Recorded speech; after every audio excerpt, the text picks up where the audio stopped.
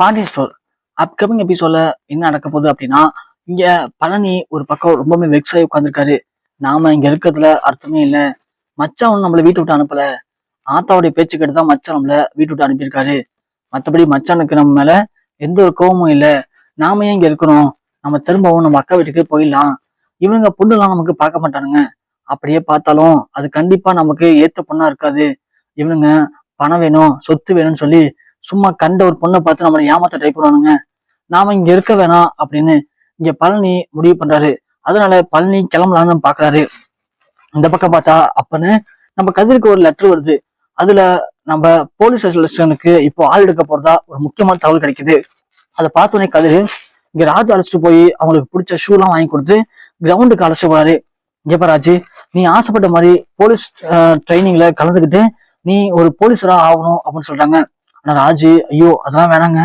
வீட்டுல மாமாவுக்கு அத்தைக்கு தெரிஞ்சா கண்டிப்பா பெரிய பிரச்சனையாயிடும். அதுவும் நம்ம வீட்டுல ஏற்கனவே நிறைய பிரச்சனை போயிட்டு இருக்கு. இந்த நேரத்துல இதெல்லாம் தேவையில்ல, வேணா விட்டுருங்க அப்படின்னு இங்க ராஜு சொல்ல, உடனே கதிர் சொல்றான், இங்கப்பா ராஜு, நான் சொல்றேன்ல, நீ போலீஸ் ஆகுற, அதுக்கு தேவையான எல்லாத்தையும் நான் பண்றேன். நீ ட்ரைனிங் மட்டும் அட்டன் பண்ணி எப்படியாவது போலீஸா மட்டும் ஆயிடு, இது என்னுடைய ஆசையும் கூட அப்படின்னு சொல்ல, ராஜு உடனே, ஓ கதிருக்கு நம்ம போலீஸ் ஆகிறது ரொம்ப ஆசைப்படுக்கு. அப்போ நமக்காக கதிர் வாழ்க்கையை கொடுத்திருக்காரு, தியாகம் பண்ணியிருக்காரு. அவருக்காக இந்த போலீஸ் வழிய நாம கண்டிப்பா ஜெயிச்சே ஆகணும் அப்படின்னு சரிங்க அப்படின்னு சொல்றாங்க. அதனால கதிரும் ராஜ் அரெஸ்ட் டெய்லியுமே கிரவுண்ட்ல பிராக்டிஸ் பண்ண ஆரம்பிக்கிறாரு. இத ஒரு நாள் பாண்டியன் அந்த பக்கமா போகும்போது பாத்துறாங்க. என்ன இது கதிராச்சு, ஏன் இங்க நிக்கிறான் அவன் அப்படின்னு பார்த்தா ராஜ் கிரவுண்ட்ல ஓடிட்டு இருக்காங்க.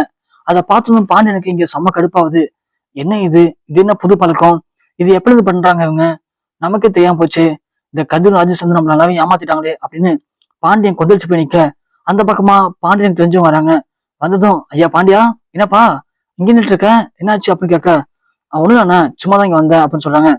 பாண்டியா உண்மையா சொல்லு, உன் மகனும் மருமகளும் எப்படி ட்ரைனிங் எடுக்கிறாங்கன்னு சொல்லி பார்க்க வந்திருக்க அப்படின்னு சொல்ல, என்னன்னா சொல்றீங்க? ஆமா, அவன் தானே உன் மகன் கடைசி பையன். ஆமாண்ணே. அவன் பொண்டாட்டி தானா? ஆமாண்ணே. அவன் பொண்டாட்டியே போலீஸ் ஆக்கணுமா? உனக்கு தெரியும்ல, அதான் டெய்லி வந்தீங்க கடுமையா எக்ஸசைஸ் பண்ணிட்டு இருக்காங்க, பயிற்சி பண்ணிட்டு இருக்காங்க.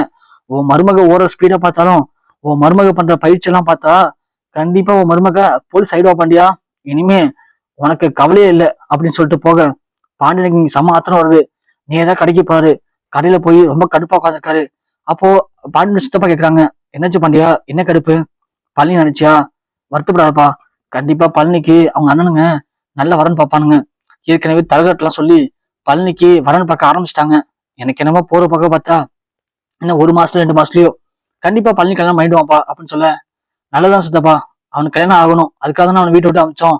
அவன் இங்க இருக்க வரைக்கும் அவங்க அண்ணனுங்க அவனை சும்மா விட மாட்டானுங்க. எப்படி நாம எத்தனை பொண்ணு பார்த்தாலும் கண்டிப்பா அதை கெடுத்துடுவானுங்க. அதனாலதான் அவன் அங்கேயே போகட்டும்னு அமுச்சு விட்டுட்டேன் அப்படின்னு சொல்ல, கேட்டுதான் பாண்டியா, எப்படியும் கல்யாணம் ஆச்சுன்னா அவனுக்கும் பொறுப்புலாம் இருக்குல்ல, அதுக்கப்புறம் அவனே பார்த்து மாறிடுவான்ப்பா அப்படின்னு சொல்ல, இங்க பாண்டியனுக்கு கதிர் ராஜு பண்ண விஷயம் மனசுக்குள்ள உறுத்திக்கிட்டே இருக்கு.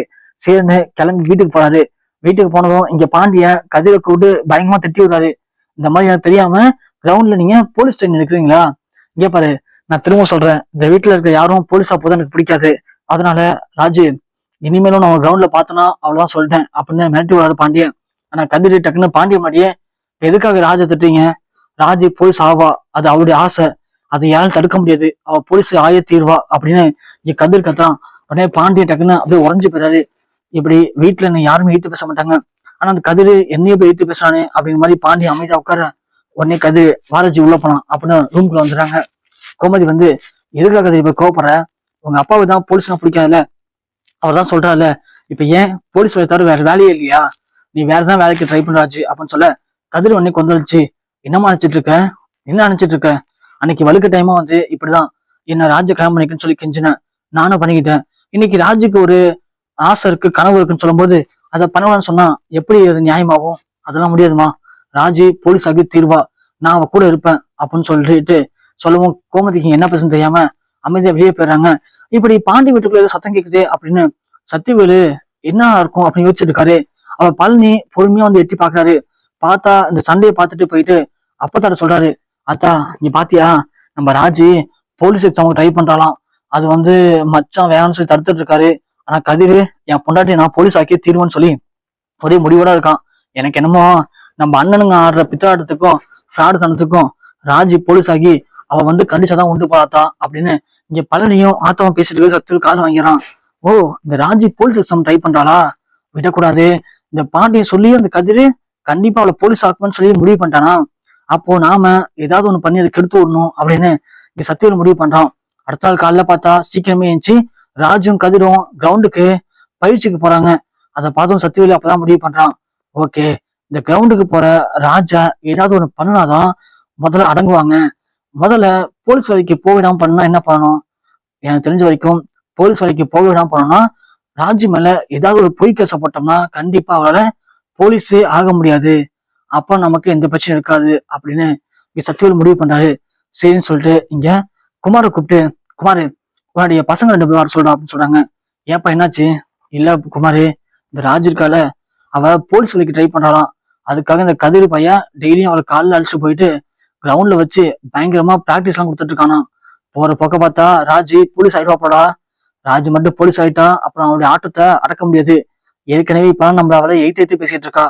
இந்த நிலைமையில அவ போலீஸ் ஆயிட்டானா அப்புறம் நாம வாயை திறக்க முடியாதுடா. முதல்ல அவளை போலீஸ் வேலையை விடாம தடுக்கணும். மலை அதுக்கு என்னப்பா பண்ண போறீங்க? நான் சொல்றேன்டா, நீ போயிட்டு அவன் பசங்க வர சொல்லு அப்படின்னு சொல்லவும் அவங்களும் வரானுங்க. என்னப்பா ரொம்ப நாளாச்சு வேலை கொடுத்து கண்டுக்கவே மாட்டீங்க அப்படின்னு சொல்ல, இங்க பாருடா, நான் இப்போ ஒரு வேலை தரப்போறேன். அந்த வேலையை கணக்கு கச்சிதமா முடிச்சிட்டீங்க அப்படின்னா நீங்க எதிர்பார்க்காத அளவுக்கு லைஃப் டைம் செட்டில்மெண்ட் தான் உங்களுக்குலாம் பாத்துக்கோங்க அப்படின்னு சொல்லுவோம். சொல்லுங்கப்பா என்ன பண்ணும்? யாரை போட்டு தரணும்? டே யாரையும் போட்டு தர வேண்டாம்டா. நான் வந்து ஒரு கள்ள பணம் தரேன். அதாவது இது கள்ள நோட்டு. அந்த கள்ள நோட்டை எடுத்துட்டு போயிட்டு நான் சொல்ற பொண்ணுடைய பேக்ல வச்சிருங்க. மீதியை நான் பாத்துக்கிறேன். அவ்வளவுதானாப்பா? அவ்வளவுதான்டா. இதை மட்டும் கரெக்டா செஞ்சு பண்ணீங்க போதும் அப்படின்னு சொல்றாங்க. அதே மாதிரி அடுத்த நாள் காலைல ராஜு கிரவுண்டுக்கு போகும்போது அந்த 2 பேர்ட்ட பணத்தை கொடுத்து அனுப்பிச்சுடுற சத்தியவேலு. ராஜு கொண்டு போய் பேகை வச்சுட்டு அங்க பயிற்சி எடுக்க ஆரம்பிக்கிறாங்க. அப்போ இந்த 2 பொறுக்கி பசங்களும் சொன்ன மாதிரி கொண்டு போய் பேக்ல கள்ள நோட்டை வச்சுறாங்க. வச்சு முடிச்சதும் இங்க ராஜு ட்ரைனிங்லாம் முடிச்சுட்டு காலேஜ் போயிட்டு இருக்கும்போது கரெக்டா சத்தியவேலு போலீஸ்க்கு கால் பண்ணி இன்ஃபார்ம் பண்றாரு. இது மாதிரி இந்த பொண்ணு தன்னுடைய பேக்ல கள்ள நோட்டு கடத்துது அப்படின்னு சொல்லி இங்க போலீஸும் வந்து செக் பண்றாங்க. செக் பண்ணும்போது ராஜோட பேக்ல கள்ள நோட்டு இருக்கிறத போலீஸ் பாத்துறாங்க. பார்த்ததும் ராஜு வந்து இது மாதிரி கள்ள நோட்டு கடத்துற பொண்ணுன்னு சொல்லி கைது பண்றாங்க. அதை கேட்ட கதிர் ரொம்பவே கொந்தளிச்சு பாரு. பாண்டி குடும்பம் தெரிஞ்சு போச்சு இது மாதிரி ராஜு கள்ள நோட்டு கடத்தி கைங்களா மாட்டிக்கிட்டா அப்படின்னு சொல்லி இங்க ராஜு தேடி கதிர் ஓடுறாரு. ஓடு போனா ராஜு பார்த்தா நம்ம போலீஸ் வந்து பயங்கரமா அழுதுட்டு இருக்காங்க. நான் இந்த தப்பும் பண்ணவே இல்லை, எதுக்காக என்ன அப்படி அரெஸ்ட் பண்ணிருக்கீங்க அப்படின்னு சொல்லிட்டு இங்க உடனே போலீஸும் அவங்கள செக் பண்ணிட்டு அவங்க மேல எஃப்ஐஆர் போடுங்கன்னு சொல்றாங்க. கதிர டக்கரா அந்த நேரத்துக்கு அவங்க போயிடாரு. ஐயோ மேடம் ப்ளீஸ் மேடம் எஃப்ஐஆர் எல்லாம் போட்டாதீங்க. அவ போலீஸ் வேலைக்கு ட்ரை பண்ணிட்டு இருக்கா. கண்டிப்பா அவ இந்த தப்ப பண்ணிருக்க மாட்டா அப்படின்னு சொல்ல, என்னப்பா சொல்ற? போலீஸ் வேலைக்கு ட்ரை பண்றாளா? போலீஸ் வேலைக்கு ட்ரை பண்ற பொண்ணு எதுக்குப்பா கள்ள நோட்டு கடத்தணும் அப்படின்னு கேட்க, இல்ல மேடம் கண்டிப்பா அப்படி குடும்பம் கிடையாது மேம், நல்ல குடும்பம் மேடம், கண்டிப்பா அவ பண்ணிருக்க மாட்டா. ஏன்பா அவளுடைய பேக்ல தான் இந்த பணம் வந்திருக்கு. அப்படி இருக்கும்போது எப்படிப்பா அவ பண்ணலன்னு சொல்ல முடியும்? இங்க போலீஸ் ஸ்டேஷனை பொறுத்த வரைக்கும் ஆதார் தான்ப்பா பேசும் அப்படின்னு சொல்ல, மேடம் ப்ளீஸ் மேடம் எனக்காக ஒரு ஹெல்ப் பண்ணுங்க. எனக்காக இன்னும் ஒரு 2 மணி நேரத்துக்கு அவன் மேல எஃப்ஐஆர் போட்டுறாதீங்க. எஃப்ஐஆர் மட்டும் போட்டீங்க அப்படின்னா அவருடைய கனவு நினைவாவே ஆகாது, கனவாவே போயிடும். நீங்க ஒரு பொண்ணு தானே மேடம், எவ்வளவு கஷ்டப்பட்டு இந்த வேலைக்கு வந்திருப்பீங்க. இந்த வேலைக்கு வரணும் அப்படிங்கிறது அவருடைய ட்ரீம் மேடம். அப்படி இருக்கும்போது எப்படி மேடம் இந்த கிரெடிட் வேலையை பாப்பா? அதனால எனக்கு ஒரு 2 மணி நேரம் டைம் கொடுங்க மேடம். கண்டிப்பா அதுக்குள்ள இந்த பணத்தை அவருடைய பேக்ல யார் வச்சா, அந்த பணம் எப்படி அவர் பேக் வந்துச்சு அப்படிங்கிறத நான் கண்டுபிடிச்சு வரேன் மேம். தயவு செஞ்சு அது வரைக்கும் மட்டும் எஃப்ஐஆர் போட்டுறீங்க மேடம் அப்படின்னு சொல்ல, என்னவா அப்படி சொல்ற?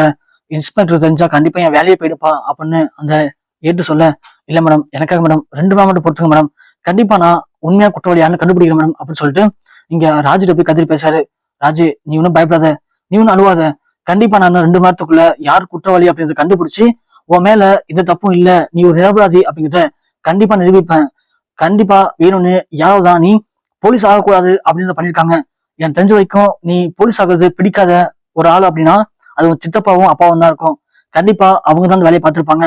அவங்க யாரா இருந்தாலும் சரி அவங்கள அடையாளம் பார்த்து கண்டிப்பா அவங்க பண்ண குற்றத்தை கொண்டாந்து போலீஸ் நிரூபிச்சு உன் மேல தப்புன்னு சொல்லி உன்னை வெளியே கொண்டு போவேன். உன்னை போலீஸ் ஆக்காமனா கண்டிப்பா விட மாட்டேன் அப்படின்னு கதிர் சத்தியவேல் தேடி போறாரு.